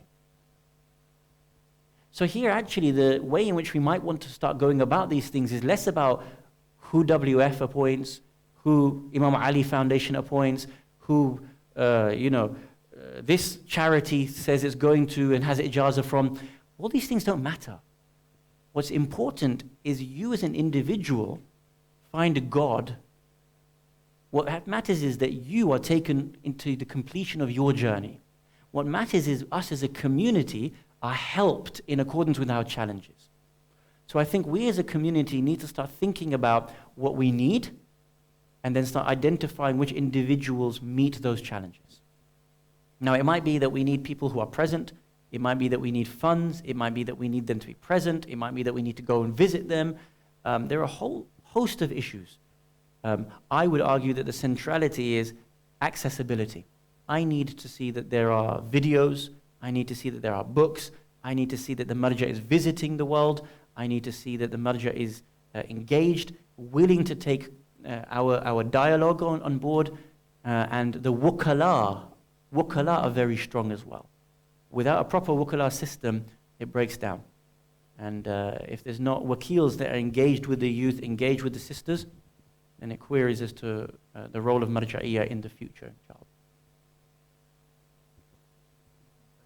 Yep, please, let's go to the questions. I had a few build-up of online questions, so I'll read one out and then pass it around through the YouTube. Keep them coming in. I'll start with the first one, which came in just under an hour ago. I hope you're still listening. Yes, you are. Can we not use the guidance and knowledge of scholars without being a muqallid? That's the first part of his question. And then the second part is, does one come out of the fold of Shiaism, or is it considered a sin if they do not do taqlid of a particular scholar? So we'll take the second question first. Okay. According to the Maraj', the one who does not do taqlid, their actions are not accepted by Allah subhanahu wa ta'ala, unless that they are mujtahideen themselves. Or they have reached certainty in their action, or that the marja will endorse the previous actions that they have done. So that's the conventional response, which means that if a person doesn't do taqlid, it means that their actions are invalidated. Now, I will suggest that there are differences of opinion on this particular matter, and if you are following the system of taqlid, then of course it makes sense. You have to know that the person who is giving you the answers of what you're doing comes from a place of security. And if you're choosing to just ignore the place of security and knowledge, and you just decide to do whatever you want, then it doesn't make sense that your actions are going to be necessarily correct. Therefore, if they're not necessarily correct, how can you ensure that they are accepted by Allah subhanahu wa ta'ala? And so that's why the conventional answer says that you need to do taqlid in order to have your actions accepted by Allah subhanahu wa ta'ala. But of course, this has many conditions of assumption that go into it, and there are differences of opinion. Awesome. And the first question was? The first question was, can we not use the guidance and knowledge of scholars without being a muqallid? It sort of ties in with the answer. So again, what we're saying is that the way in which the Maraj' currently define taqlid is that you need to identify the a'lam, and you need to do taqlid of that a'lam, or do taqlid of that one particular marja or the Maraj'. So again, in the conventional way, it is not that one can just follow whosoever they want, or just say I'm picking from a number of them. The Maraj' state, their system of taqlid is that you have to follow one or however many that they recommend or allow. So again, the answer is, if you accept this system, then of course the system tells you how you need to follow the system. Yeah. If you don't accept the system, then the question is null and void, because you don't accept the question anyway. Right. So the person's asking, can I not just follow whoever I want and just take from wherever I want? But the Maraj' themselves don't allow for that yet, or may never allow for that.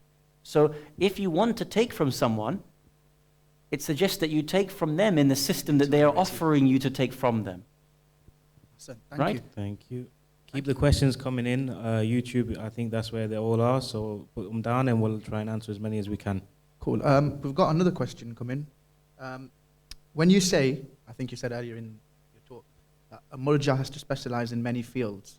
Can you say specifically how many or which fields are important that they specialize in? The very first field is the Arabic language, and they must know sarf and nahu and balagha and poetry, and they also must be a master of theology.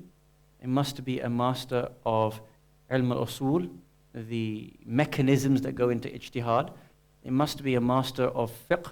They must be a master of hadith. They must be a master of rijal. They must be a master of tafsir. And these are broadly the sciences that they must have mastered. And of course, there are other sciences as well that other people might argue. They must be a master of philosophy. They must be a master of epistemology. And once they prove themselves to have been a master in all of these sciences, that is when they're in a position to declare the Marjaiyat. Hassan, thank you. Okay, so another question we've got from the YouTube comments is, what happens if you support one marja's idea for the future, but you know that he is not the A'la marja? That's a very interesting question. Those two things are not necessarily the same thing. You may say, I recognize that another marja is a'la. And then you may recognize that another marja, his or her system of leadership, is most attractive to you in terms of implementing Islam and helping Islam in the modern world. So now, again, the marajit themselves have different ways to identify who you should do taqleed of. The opinion of someone like Sayyid Sistani arguably would be the second category of leadership has no role to play. If you think I am a'lam, then you do my taqleed.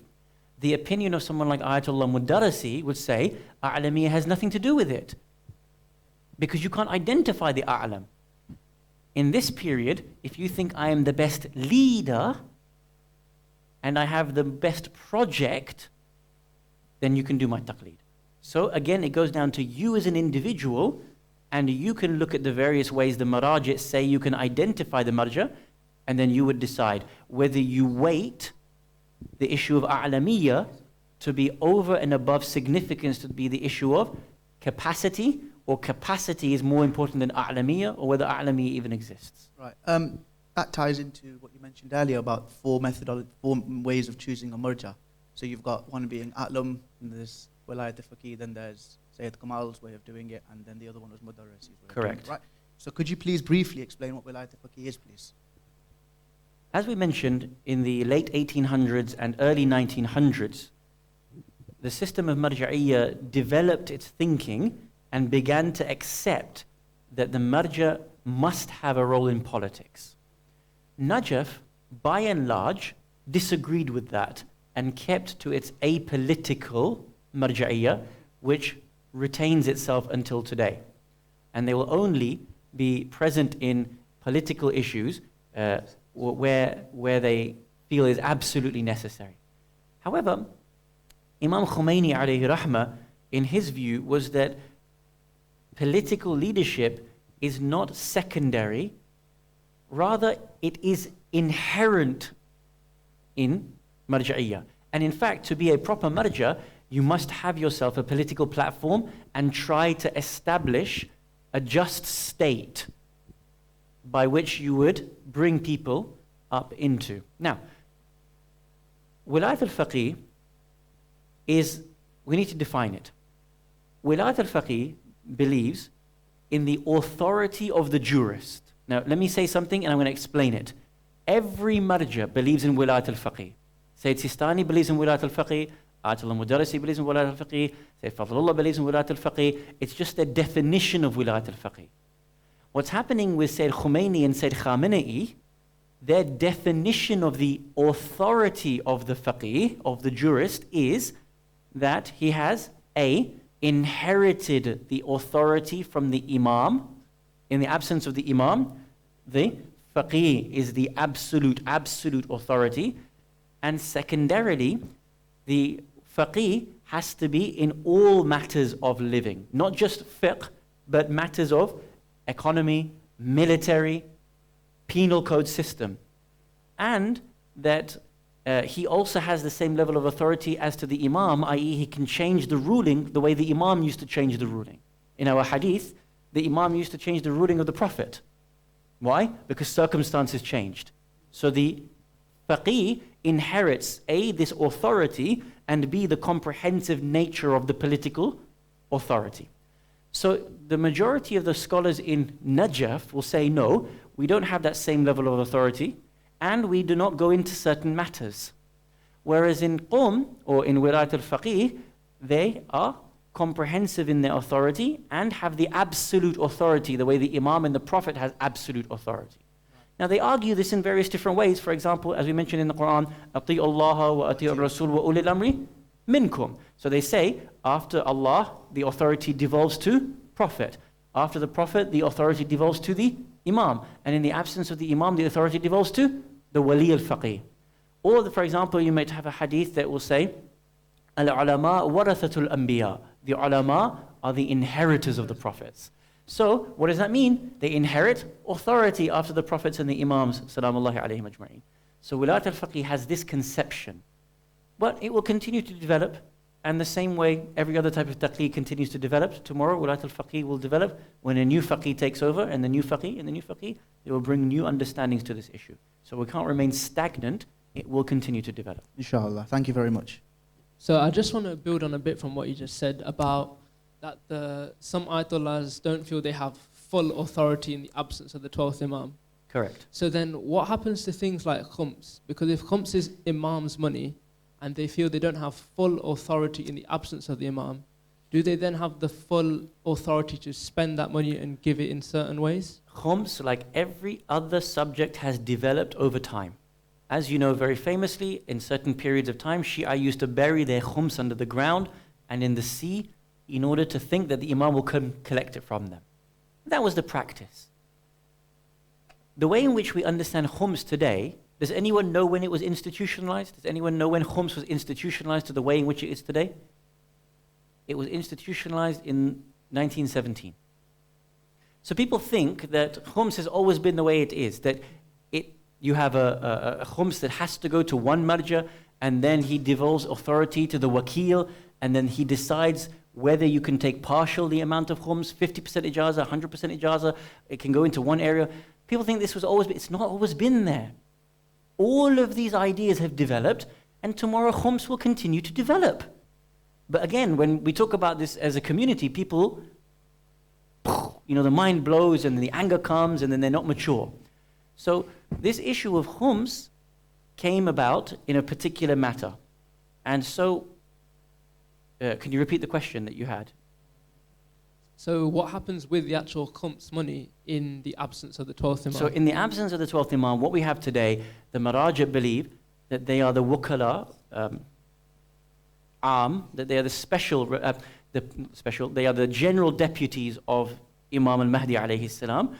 And in the absence of the Imam, they must collect the khums and they must distribute the khums in regards to its various projects and those people who can take the khums on their behalf. That continues. And I think, this again is open to discussion. Fiqh continues to debate. Are they the only ones? Can you give khums in absence of, having taqlid? Can you give khums without having the authority of the marja? Right now, as simple as, if your marja tells you X, do X.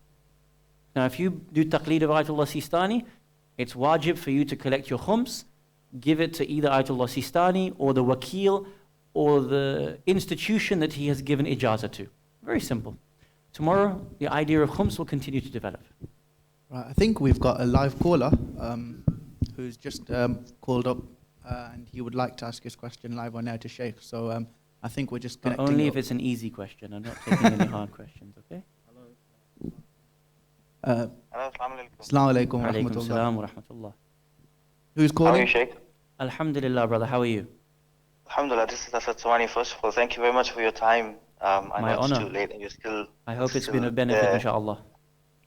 I've got a few questions in regards to Taqlid and Marajai. Sure. Question one is, I heard when I was young, I heard that Mujtahid, Marjaiyat Ala, the one who is who we do the Taqlid to, do PhD in about 20 subjects. So is that true? That's question one. Okay, I'll answer that before you go into the second question. Bismillah ar-Rahman ar-Rahim.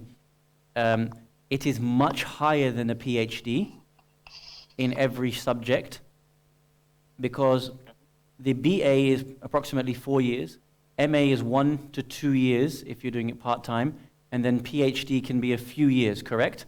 So let's just say cumulatively that might be 8 years. Hawza studies, in order to become mujtahid in one field, in one bab, can take anywhere between 15 and 20 years. Then you teach for another 10, 15, 20 years, and then you begin to put out the risala. So it may be a 30 or 40 year process before you become marja. Now some maraji, Ayatollah Sayyid Muhammad Husayn Shirazi, may Allah bless him, Imam al-Shirazi declared his marja'iyya at the age of 33. Ayatollah Sayyid Muhammad Taqi al-Mudarrisi declared his marja'iyya at the age of 57. And they had put out dozens of books on these various different fields. So yes, there are a dozen fields, but then they need to be higher than a PhD in all of these particular fields. Ahsan. Second question is... And sorry, just before you continue, so a PhD candidate tends to study one field, correct? So you become the BA, then you take the MA, and then you do your PhD in one particular field, correct? Yes. Whereas the Marajih need to have a dozen PhDs or higher. So they need to be professors in theology, philosophy, history, jurisprudence, hadith sciences, ilm al-rijal, tafsir, ulum al-Quran, and so on and so forth. So all these subjects and topics are related to Islam. What about...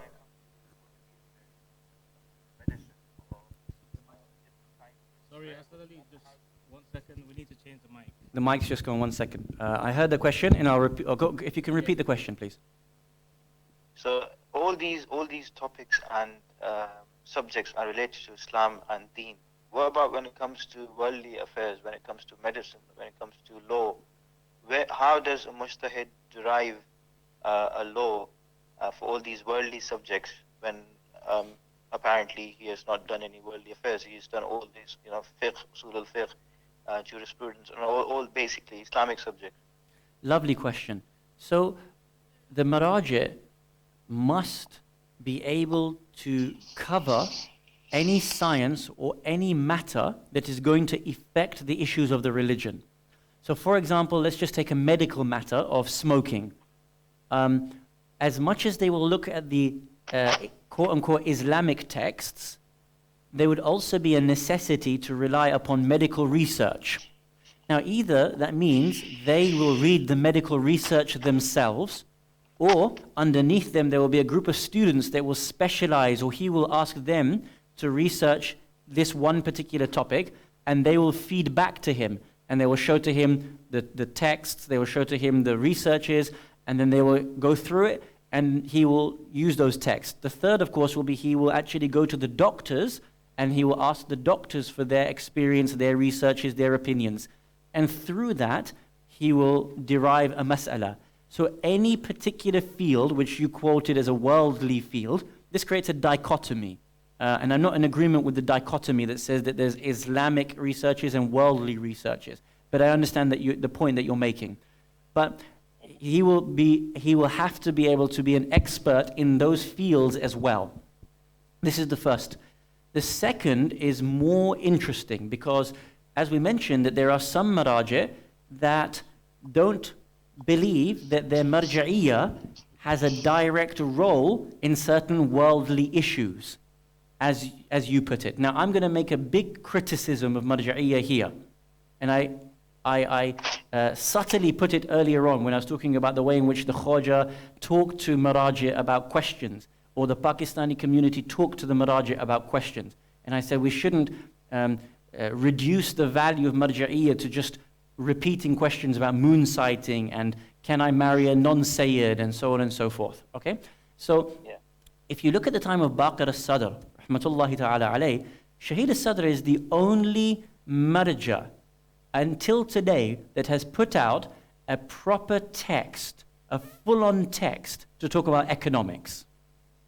Now that text is a text that is a very limited text. Anyone who's read it and knows economics, it is a limited text. What do I mean by limited? as a constructive criticism. He's done phenomenal work, but he wrote a text which was reflecting against Marxism, correct? The period in which Shi'ism and Iraq and Iran was battling was against the infiltration of Marxist ideology, communist ideology. So Ayatollah Hakim came to Shahid Sadr and said, we're having this problem in the Hawzat, in the society. We need you to write books to respond to communism and Marxism. So Baqir al-Sadr responded. Now, because he had a particular thinking about Marjaiyah and Wilayat al-Faqih, he wrote the book A in terms of how a Wali al-Faqih would govern economics, and 2, how to respond to Marxist ideology. Today, Marxist ideology has all but receded. Socialism, which heavily relies upon aspects of Marxism, is prevalent. Secondly, we don't have a Wali al-Faqih in the West. Thirdly, today we've moved from nationalism to globalization. We have the IMF, we have the World Bank. So the text that Baqir al-Sadr wrote is outdated. And I could go in much further into this constructive criticism, but I won't because I've made the point. Now, what that means is that you will notice that some of the Maraji or Marjaiyah has not put out texts in, quote unquote, what you said, the real world, worldly issues. We have a great number of texts when it comes to Najasat. We have a great number of texts when it comes to Hajj. Is there one text from our Maraji existing today on how to lift people out of poverty? No. Is there one text when it comes to the issue of unity between Shia and Sunnah? No. Is there one text when it comes to the issues of Tabligh? Is there a text that shows us when it comes to unity with other faiths?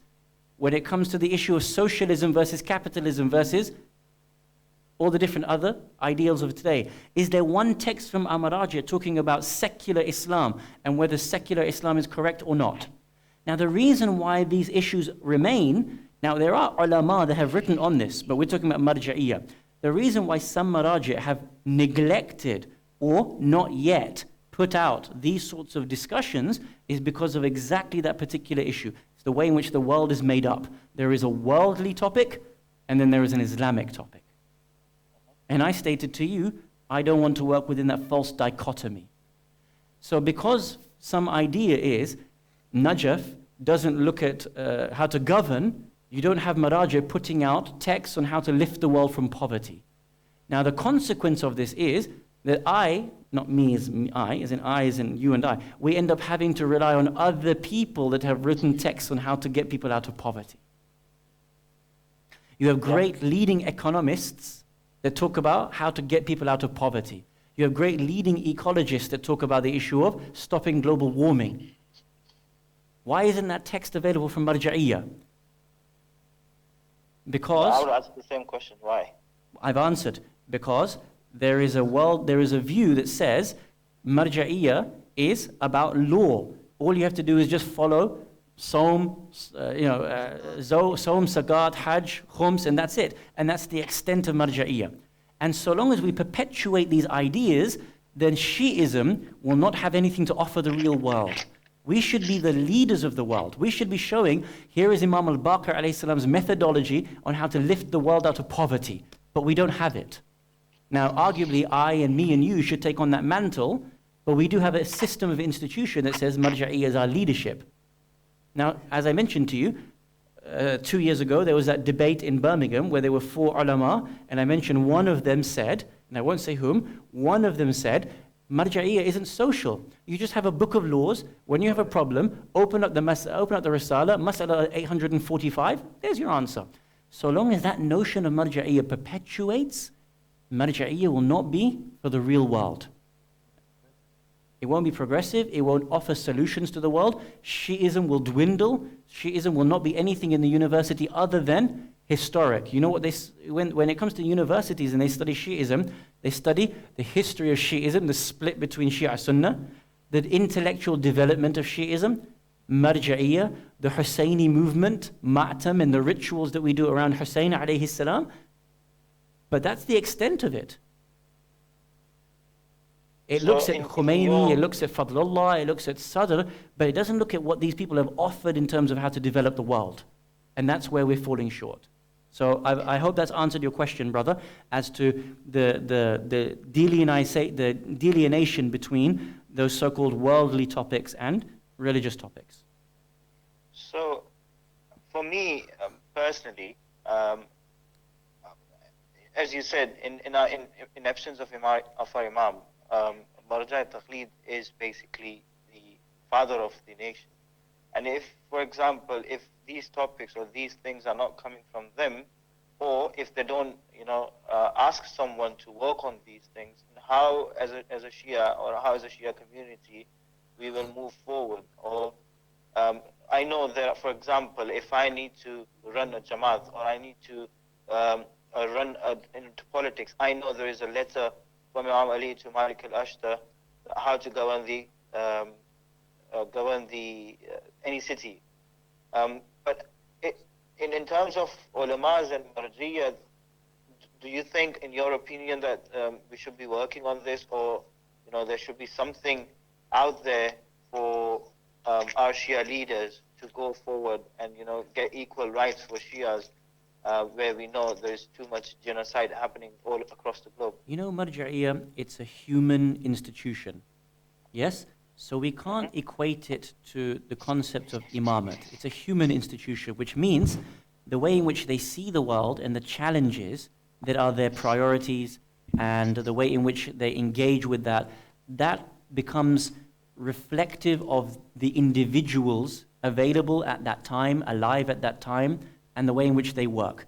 In the previous generation, we had giants like Tabatabai, Sadr, Mutahhari, and they put out great texts in accordance with the challenges of their time.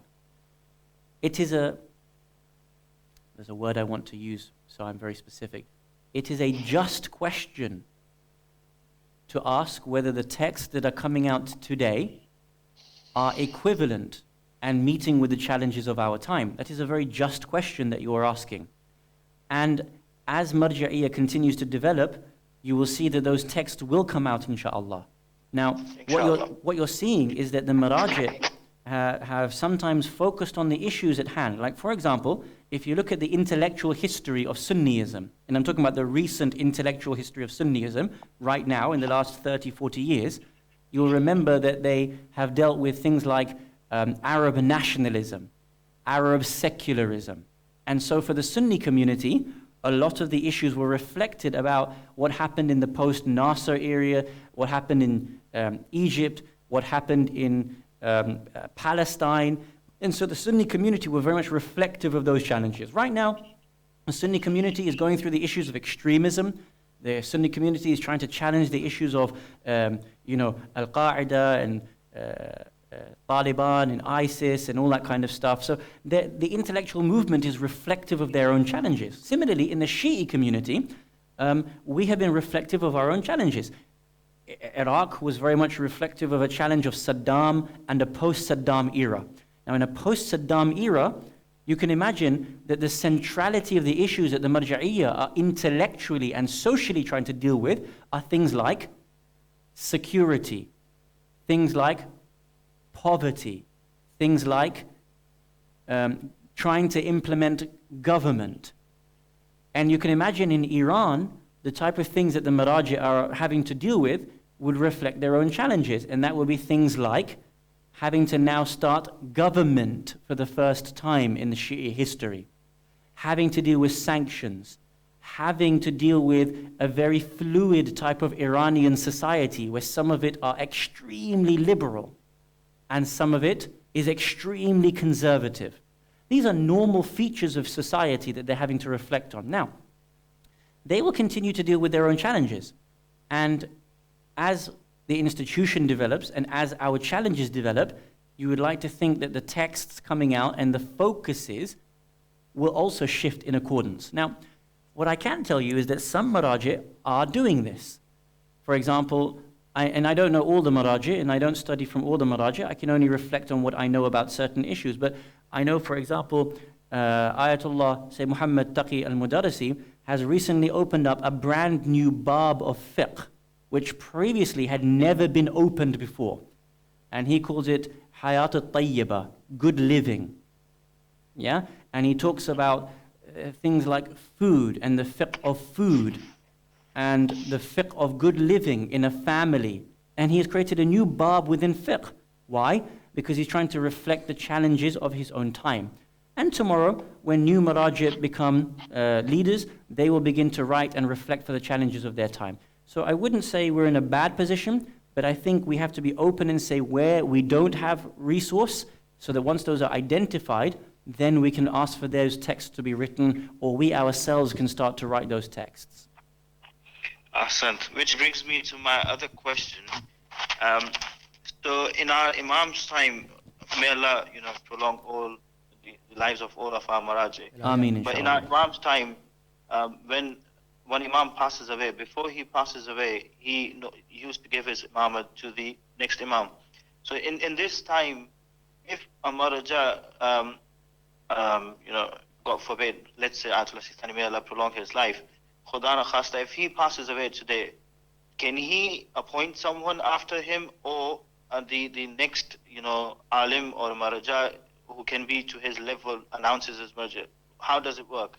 That's a lovely question. What you tend to find is 2 or 3 different ways. One, the Hawza itself is a very, by and large, independent machine. And what I mean by that is that teachers and students are free to be able to teach and learn from whom they want. Now, there has been times when that has been restricted, and sometimes teachers are restricted, sometimes students are restricted, but by and large, in Hawza, a student is free to go and learn from whomever they want, and a teacher is free to be able to teach whichever book they want to be able to do so. Now, what you'll find is, as teachers become stronger and more popular by virtue of the profundity and the level of their teaching, you will see that they become more popular and students will begin to flock to them. And of course, those teachers who become grand teachers will begin to produce more and more books, new and new lectures, and eventually they will build up a CV as such, in our language, a CV of their abilities, and they will demonstrate their capacity for leadership. And eventually, if they're given tawfiq, they will declare their own marja'iyah. And so, the Hawza and the students and the Ummah is completely free to be able to identify those individuals as they see fit. The second is that sometimes you will find a great marja will not appoint someone, but what they will do is they will, from within their own circles, know who are the best students and who are the best ulama after them. And you might find something like someone comes to the marja and asks him a question. And for example, someone comes to Ayatollah Khomeini and says to him, Imam Khomeini, I have a question on X. And he's at the very end of his life. And he will say something along the lines of, and I'm just picking names, I'm not saying that they did this, I'm just trying to answer your question generally. And Imam Khomeini will respond and say, why do you need to ask me these questions? You got Sayyid Ali Khamenei amongst you. Why don't you ask him these sorts of questions? He has more knowledge. He has great knowledge. Why don't you ask him instead of asking me? And what that does is that's an indication as to whom he thinks might be a suitable person to take over after him. But he will never say, here is the person that you need to take over after. He will identify and suggest that he knows that amongst his tullab, these are the ones who are the most profound. So the first way is the Hawza organically produces leadership. The second is that the marja might identify just who he thinks is good students after him. Then you have a third way, that within the family or within the immediate circle, that people put themselves in a particular place to be able to take over marja'iyah from their elder brother, from their uncle, from their father. Now, I don't think that's the best way to do it, because marja'iyah should not be hereditary, and it should not be about the surname of the family. It should be about genuine capacity, knowledge, and taqwa. But there are sometimes you will see some people try to put themselves in a position, But what you'll find is that if they are truly leaders, then people will go towards them. If they're not really leadership, then people will not go to them. I'll give you an example of what I mean. May Allah bless him for whatever good work that he does. Sayyid Muqtada as-Sadr. Sayyid Muqtada as-Sadr is not Marjaiyya level, but he has Maraja in his family, right? He had Shaykh Baqir as-Sadr, Muhammad Sadiq as-Sadr, Musa as-Sadr, and so on and so forth. Now he declares leadership, but people can go to him if they want for certain types of leadership, but that doesn't mean that he's necessarily in the position to take over Marjaiyya. And because people know that, even if you have the surname and you're putting yourself in the position, it doesn't necessarily mean that you are at that level. And people will know that they need to go elsewhere in terms of fiqh, in terms of the leadership when it comes to jurisprudence. Thank you very much for that call. Thank you very much for that in-depth reply. Just one final question that I've had online. If you find statements of murjas to go against teachings that we already know, that are strong basis, what can you say and comment to those? Give me an example, because that's a very vague question. Online question. If you find a marja has an opinion that goes against an established opinion, Yes, that we already know. I don't know any examples really. okay, so if that person can message in and give us a specific, because it's a very interesting question. You see, look, I need to explain, as I was saying earlier, what is an established position? Is there such a thing as an established position? I mean, look, if salah 5 times a day is an established position, and I don't think any marja would go against that. But throughout the history of all of our leadership, and I'm talking about our maraji, throughout the beginning of time, from the time of Ghaybat al-Kubra until today, our maraji have taken different opinions on all issues. Let me give an example. At the time of the earliest scholars that we have, in 300 after Hijrah, some of our greatest scholars, we didn't use the term maraji, but that's what they effectively were in that time. Some of our earliest maraji used to think that our a'imma alayhimus salam, the imams, didn't have ilm al-ghayb. And if you thought the imam had ilm al-ghayb, you were extreme. That was an accepted position. In the period of the 16th, 17th century, up until the late 1800s, Marjaiyya was forbidden from being engaged politically. That was an established position. All of a sudden, one incident took place in Iraq, and Marjaiyya became politicized. Yeah? Many people used to argue that zanjir was permissible. All of a sudden, some of the maraji are shifting their opinion and they say it's not permissible. Maybe with regards to that, as in, do they have a right to shift their position and say? But this is ijtihad. Of course they have a right. They're using principles and evidences.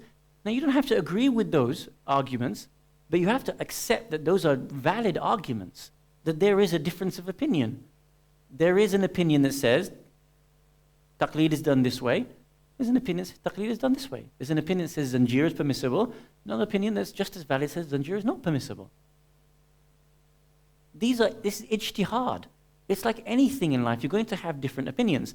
So when you say there's an established position, unless you're talking about salah 5 times a day and these sorts of established positions, there is nothing that is established. It is open to ijtihad, and everything will continue to progress. It is only the immaturity of the mind that cannot accept that ijtihad continues, and that there will be adillah, that there will be evidences towards different types of opinions. Now, I would love for the brother or sister to message in and try to provide us with something specific. But when you say an established position, there is no such thing as an established position. What there may be is a consensus, and what there may be is a historic position, and there may be an established position up until today, but a marja has a right to be able to present a different argument. Again, it's not about names, it's not about people. We're intelligent human beings. We're the Shia of Imam al-Baqir, Imam al-Sadiq, salamullahi alayhima, which means we need to engage with the adillah, with the evidences, and not with names. and not with, these petty arguments. Bring in evidence, and if you have a better evidence, brilliant, I'll follow you in your evidence.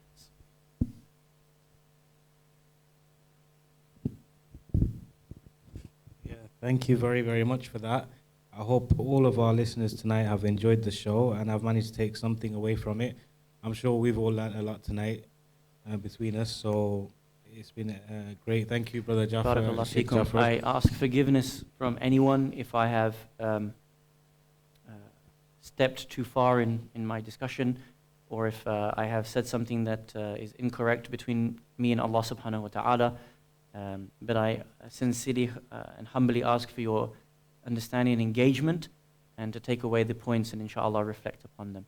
And if there are any follow-up questions, then feel free to come and sit with me inshallah in these following nights, and we could try And to talk alhamdulillah, about we've got the benefit of having Sheikh Jaffer Ladak with us for a few more nights in the holy month of Ramadan.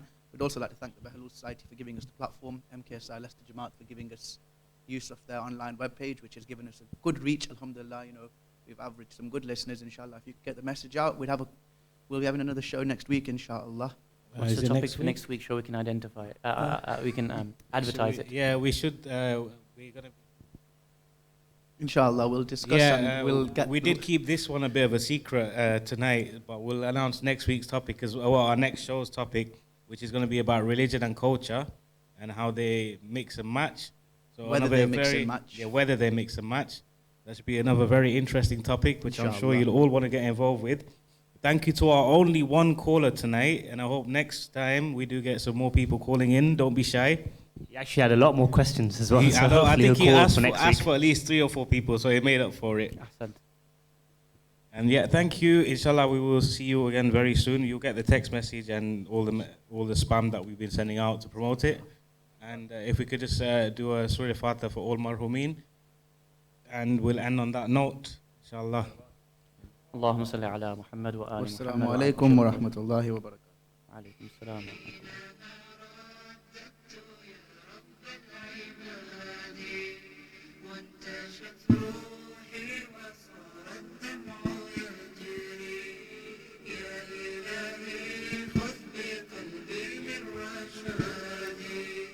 أشرقت نفسي بنور من فؤادي حينما